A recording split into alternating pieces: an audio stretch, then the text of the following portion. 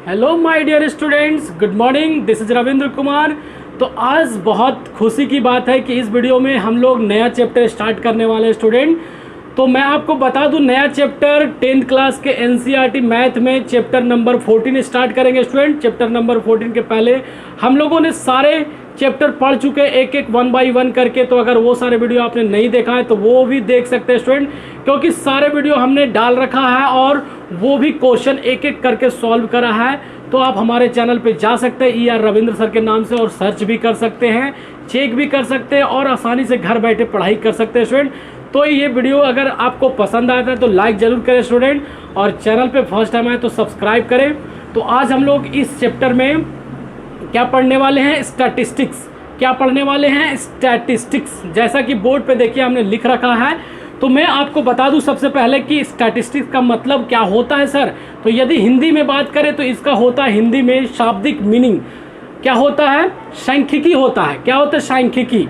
अगर दूसरे शब्दों में बात करें तो इसका मतलब होता है आंकड़ा निकालना। आंकड़ा, कभी कभी हम लोग बोलते हैं बहुत सारा ढेर सारा डेटा रहता है तो उसको सम करके, प्लस करके, माइनस करके, घटा के निकालते हैं। तो ऐसे चीज़ों हम क्या बोलते हैं? आंकड़ा बोलते हैं, डेटा बोलते हैं। तो स्टैटिस्टिक्स मतलब क्या हुआ कि कुछ डेटा दिया रहेगा, उसको आपको कैलकुलेट करना है। अगर सिंपल भाषा में बात करें कि स्टैटिस्टिक्स में मतलब क्या पढ़ेंगे सर हम लोग, तो कुछ आपको डेटा दिया रहेगा, निश्चित रूप से उसको क्या करना है, आपको कैलकुलेट करके बताना है। और अगर आप एक्सरसाइज सॉल्व करेंगे, हम लोग जब एक्सरसाइज पढ़ेंगे तो वहाँ पे आपको और भी ज़्यादा समझ में आ जाएगा कि इस चैप्टर का मतलब क्या है, हम लोग इस चैप्टर को क्यों पढ़ते हैं। तो सबसे पहला इस चैप्टर के बारे में जान लेना बहुत ज़रूरी है। उसके बाद इसमें कौन कौन से फॉर्मूले आते हैं, कौन कौन सा टॉपिक पढ़ना है वो बताना आपको ज़रूरी है। तो इसमें देखिए मेन रूप से 3 टॉपिक है स्टूडेंट। फर्स्ट का नाम है मीन, दूसरा का नाम है मॉड और तीसरे का नाम है मीडियन। तो हम लोग जब क्वेश्चन सॉल्व करेंगे या फिर एग्जाम में जो क्वेश्चन आएगा, इन तीनों से ही क्वेश्चन सॉल्व करने के लिए आएगा। और मान लीजिए आप एक कन्फर्म है कि 2 क्वेश्चन तो आपको कन्फर्म 14 नंबर चैप्टर से आएगा ही। हो सकता है उसमें से 2 में से कोई एक सॉल्व करने के लिए बोलेगा, या ऑप्शन में दिया रहेगा आपको दोनों में से कोई एक सॉल्व करना होगा। या तो मीन निकालने के लिए बोलेगा, या तो मॉड निकालने के लिए बोलेगा, या तो मीडियन निकालने के लिए बोलेगा। अगर इस वीडियो को पूरा अंत तक देखते हैं, चैप्टर को आप अच्छे से समझते हैं, तो आपको कोई ऐसा क्वेश्चन नहीं है एनसीईआरटी या फिर RS अग्रवाल या KCC ना कोई सी भी बुक की बात करें, यदि आपको कंसेप्ट पता होना चाहिए, फॉर्मूला याद होना चाहिए, ऑटोमेटिक आपसे क्वेश्चन बनने लगेगा स्टूडेंट। तो मैं पहले आपको एक एक करके फॉर्मूले बताता हूं। तो सबसे पहला मैं बताता हूं आपको कि मीन निकालने के लिए 3 फॉर्मूले होते हैं। कौन कौन से होते हैं वो देखिए, मैं बोर्ड पे आपको बता रहा हूं। तो यहां पे ध्यान दीजिएगा कि जो सबसे फर्स्ट है उस टॉपिक का नाम है मीन। क्या नाम है? मीन को यदि हिंदी में बात करें स्टूडेंट तो बोलते हैं माध्य। क्या बोलते हैं? माध्य। और इसे डिनोट करते हैं x बार से। किससे डिनोट करते हैं? x बार से। x रैक्रिन भी कह सकते हैं या फिर बार भी इसे कह सकते हैं। तो देखिए आपको मैं बताऊं आपको कि माध्य निकालने के लिए 3 विधि है, 3 मेथड है। अगर क्वेश्चन में आपसे जो मेथड की बात कर दिया है उस मेथड से यदि आप सॉल्व नहीं करते हो तो हो सकता है एग्जामिनर का दिमाग अगर घूम गया तो नंबर आपका काट लेगा, और अगर नहीं घुमा है तो हो सकता है कि नंबर आपको मिल भी जाए। तो कोशिश यही करना है स्टूडेंट कि आपको एग्जाम के पेपर में जिस मेथड से आपको पूछा है उसी मेथड से बनाने की कोशिश करें, नहीं तो नंबर आपका क्या हो सकता है? कट सकता है। तो देखिए मैं आपको बताता हूँ, जैसा कि मीन माध्य निकालने के लिए 3 मेथड होता है। तो पहला जो मेथड होता है वो क्या होता है, देखिएगा यहाँ पे ध्यान से। पहला मेथड जो होता है वो क्या होता है? बहुत सा आसान मेथड है स्टूडेंट, डायरेक्ट मेथड है। कौन सा मेथड है? Direct method. ठीक है, पहला जो मेथड है वो कौन सा मेथड है? Direct method. डायरेक्ट मेथड से कहने से क्या समझ में आ रहा है? डायरेक्ट कैलकुलेशन कर देना, कहने का मतलब समझ में आ रहा होगा आपको। उसके बाद देखिए डायरेक्ट मेथड का जो फॉर्मूला है वो क्या है सर? तो देखिए मैं बताता हूं। यदि डायरेक्ट मेथड का फॉर्मूला से आप क्या निकालते हैं? माध्य निकालते हैं, या फिर क्या निकालते हैं? मीन निकालते हैं, या फिर x बार से डिनोट करते, तो इसका फॉर्मूला होता है, क्या होता है? देखिए इसे देखिएगा ध्यान से, इसे क्या बोलते हैं? सिग्मा बोलते हैं। क्या बोलते हैं? सिग्मा बोलते हैं। कैपिटल सिग्मा दिया गया है, इसे समेसन के भी नाम दे सकते हैं आप। तो इसका फॉर्मूला होता है FI into XI divide by summation FI। ये फॉर्मूला होता है किसका? मीन निकालने का। माध्य निकालने का स्टूडेंट। कोई दिक्कत इतना में नहीं सर। अब देखिए इन सब का मतलब एफ आई का मतलब क्या होता है सर, एक्स आई का मतलब क्या होता है सर।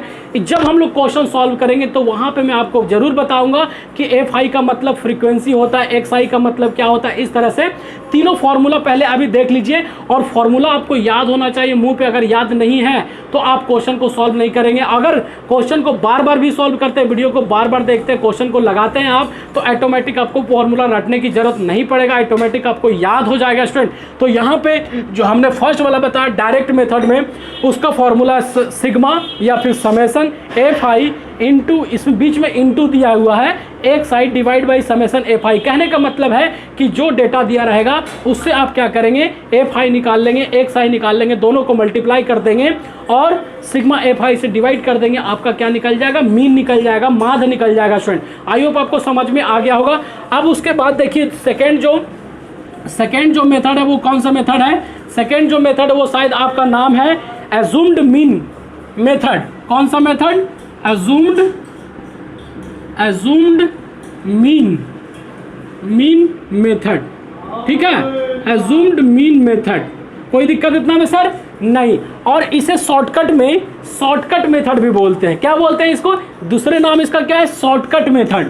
कौन सा मेथड नाम है, शॉर्टकट, SHORTCUT, शॉर्टकट मेथड। ठीक है स्टूडेंट, समझ में आ रहा है आपको, शॉर्टकट मेथड।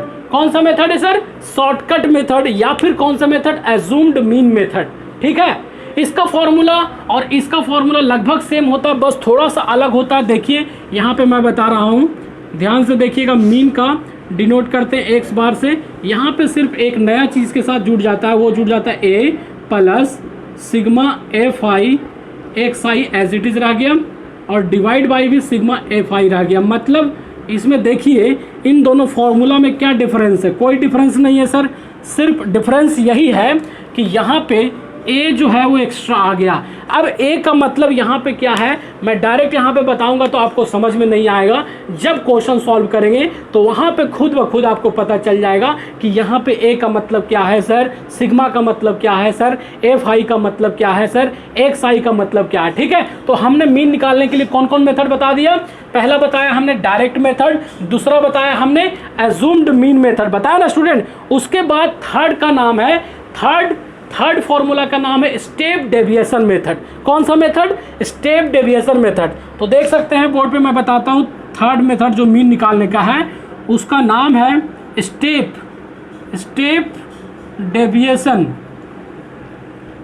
Deviation method. कोई दिक्कत सर, बिल्कुल दिक्कत नहीं है सर, आसानी से समझ में आ रहा है। अभी तो जस्ट हम लोगों ने क्या कर रहे हैं, फॉर्मूला पढ़ रहे हैं स्टूडेंट, क्या पढ़ रहे हैं, फॉर्मूला पढ़ रहे हैं, अभी कोई बड़ी चीज नहीं पढ़ रहे हैं। तो यहाँ पे देखिए हमने एक्स आई, यहाँ पे एफ आई के बाद एक्स आई नहीं रहेगा, यहाँ पे डी आई नाम रखा गया स्टूडेंट, क्योंकि थोड़ा सा अलग है।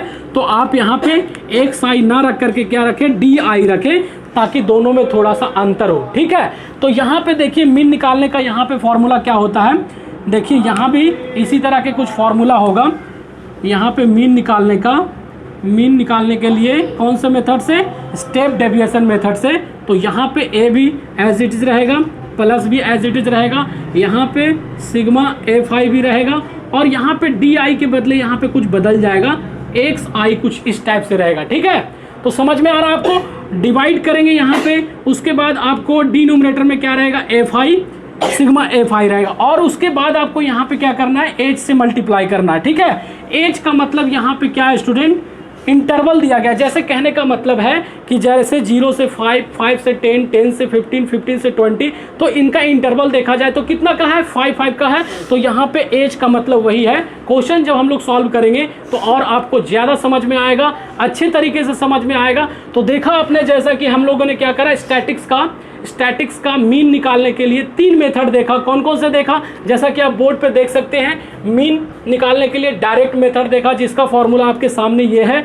उसके बाद एज्यूम्ड मीन मेथड निकालने के लिए आपको फॉर्मूला ये है। उसके बाद स्टेप डेविएशन मेथड निकालने के लिए आपको ये है। मतलब कहने का ये हुआ कि यदि आपको क्वेश्चन में इन तीनों में से कोई सा भी मेथड आपको क्वेश्चन में जिक्र करता है तो आपको उसी मेथड से बनाना पड़ेगा। लेकिन अगर बात करें कि सर इनमें से कौन सा मेथड आपको सबसे अच्छा लगता है या फिर हमें कौन सा इजी लगता है। तो ये मेथड आपको जो डायरेक्ट मेथड दिख रहा है, जो सबसे ऊपर में हमने बताया है, ये आपको कम मेहनत में जल्दी बन जाएगा स्टूडेंट। बनने के लिए ये सभी बनेगा, लेकिन as compare to this formula, this is easy formula. Okay, I hope आप समझ रहे होंगे कि मैं क्या कर रहा हूं। उसके बाद यदि क्वेश्चन में आपको मीन निकालने के लिए बोला गया है और मीन निकालने के साथ साथ आपको कुछ नहीं बोला गया है कि डायरेक्ट मेथड से सॉल्व करना है, एज्यूम्ड मेथड से सॉल्व करना है या फिर स्टेप डेविएशन मेथड से सॉल्व करना है, फिर आपकी मर्जी। आप चाहो तो इन तीनों मेथड में से कोई सा भी मेथड लगा लो, आपकी मर्जी है। सामने वाला नंबर आपको पूरा के पूरा देगा। तो चलिए हम लोगों ने मीन के फॉर्मूला देखें, अब देखेंगे मॉड का और मीडियन का। उससे पहले मैं एक चीज और बताना चाहता हूं कि यहां पे मीन निकालने का मतलब क्या होता है।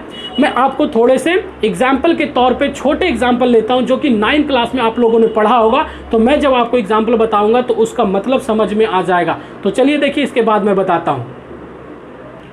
अब देखिए स्टूडेंट, मैं मतलब आपको बताता हूं छोटे एग्जाम्पल लेकर के कि मीन का मतलब क्या होता है, क्योंकि 10th में जो क्वेश्चन दिया गया है उससे शायद समझने में थोड़ा सा आपको, क्वेश्चन तो सॉल्व करेंगे ही हम लोग, समझेंगे भी, लेकिन शायद हो सकता है कि आपको मीन का मतलब नहीं पता चल रहा हो अभी तक। तो देखिए, जैसे मैं बोलता हूं कि फाइंड द मीन,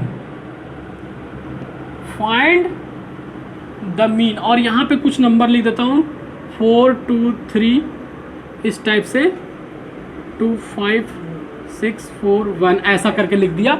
ये सारे नंबर हमने लिख दिया। देखिए, और मैं क्या बोल रहा हूं, इन नंबर को आपको क्या निकालना है, मीन निकालना। क्या निकालना है, मीन। तो ऐसे क्वेश्चन आपको 10th में तो नहीं मिलेंगे, लेकिन आपने 9th क्लास में पढ़ के आए होंगे। मुझे उम्मीद है कि आपने 9th में पढ़ा होगा, या फिर पढ़ा होगा आपको याद नहीं है। सर सीधा कहिए ना, कोई बात नहीं, मैं आपके साथ हूं। आप भूल भी गए तो फिर से मैं आपको याद दिला देता हूं।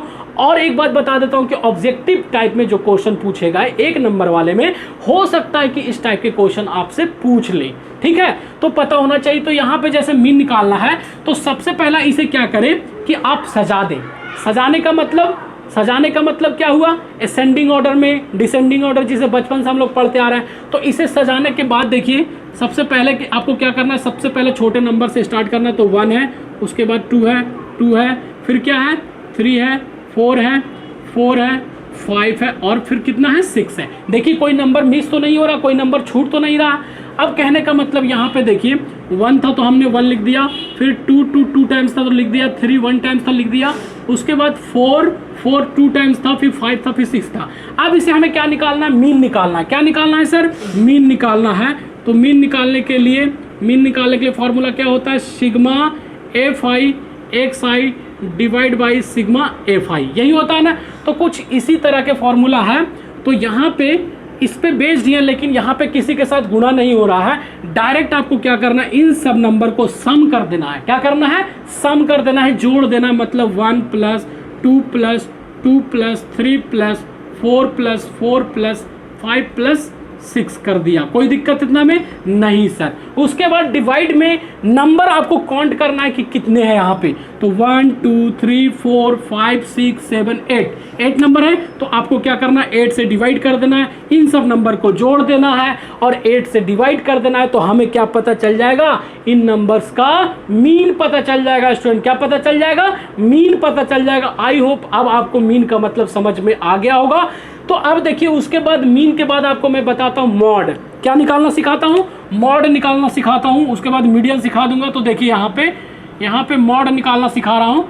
तो मॉड निकालने के लिए जो क्वेश्चन दिया रहेगा वो थोड़ा सा हो सकता है कि अलग रहेगा। जैसे हम इस क्वेश्चन में मॉड निकालना चाहते हैं, लेकिन इसमें कुछ हम ऐड करना चाहते हैं। क्या करना चाहते हैं, ऐड करना चाहते हैं। हमने 2 एक और लगा दिया, ठीक है, क्योंकि मैं इस क्वेश्चन जो पहले वाला था उससे मॉड समझाने में आपको थोड़ा सा दिक्कत आएगा, इसलिए हमने क्या करा, इस क्वेश्चन को इसमें 2 हमने बढ़ा दिया। ध्यान रहे आपको।